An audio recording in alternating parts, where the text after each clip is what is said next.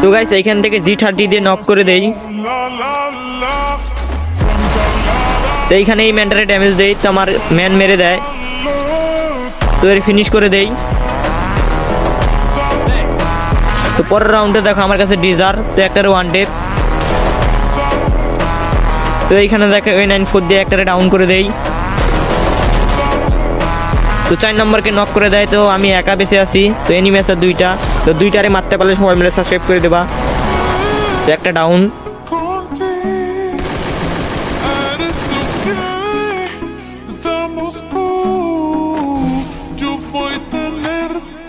তো এইখানে আমি ওরে মেরে দেই। তো এইখানের শটটা দেখো, তো ডাউন।